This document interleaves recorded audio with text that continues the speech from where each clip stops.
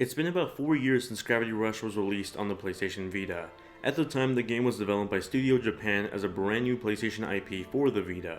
Fast forward over to the present, and the Vita is still slowly dying, and now we have Gravity Rush Remastered, a PS4 port of the game by Bluepoint Games, with updated textures running at 1080p at 60 frames per second. Back when I reviewed Gravity Rush for the Vita, I called it a great adventure game that was a placeholder for future games that we were excited for.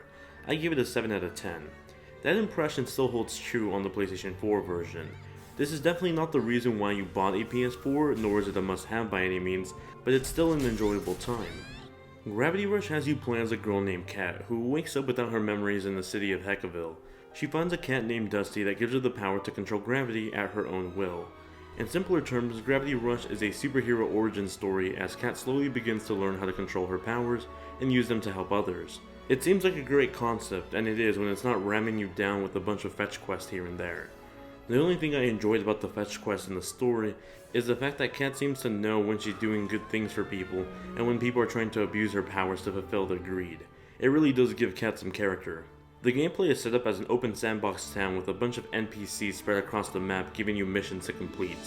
Kat is able to control gravity at her will to help her run on walls, the roof, or even dive kick enemies during combat. During combat sequences, you can use on-ground attacks to chain combos with Kat. This works well for the smaller enemies, but the more you progress through the story, you'll fight bigger and badder monsters, and then you'll have to use your gravity dive kicks instead. This move has you float mid-air and aim on the glowing orb on enemies. This can easily get repetitive and tiresome, especially if you're using the gyroscope controls on your PS4. As you progress through the game, you'll find and earn gems that you could use to upgrade Kat's abilities, may it be how fast she can freefall, or the damage amount she can give with her kicks. By the end of the game, however, you'll truly feel like a super powerful superhero. There isn't any new content with this remaster. Instead, you get all the DLC for free, which includes the 3 costumes, the military general, the maid, and Kat's outfit, as well as a few new missions that are mostly fetch quests. Where this remaster really does shine is in improved controls and graphics.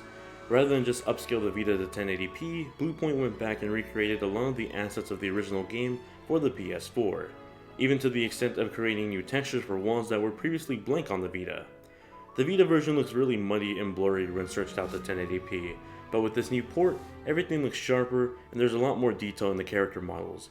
Everything just looks beautiful, especially the whole cel-shaded design of the game. Controls, on the other hand, only got a slight improvement. You're still defaultly using the gyroscope controls to aim when using gravity dive kicks, but you could set this to the dual analog sticks on the DualShock 4, which is something I highly recommend. Gravity Rush Remastered isn't anywhere near being Game of the Year or a masterpiece, but it's still a good game for $30, and it's a pretty good deal especially for those of you who have yet to play the game on the Vita. If you want a nice JRPG with some action combat, and you want to get ready for Gravity Rush 2 on the PS4, Gravity Rush Remastered is the best way to experience the original game. Thank you all very much for watching my review. I hope you guys found it informative and useful. If you did, please be sure to gravity kick that like button, as it really does help others find the review as well. Thank you all for being some awesome viewers, and I'll catch you all in the next one.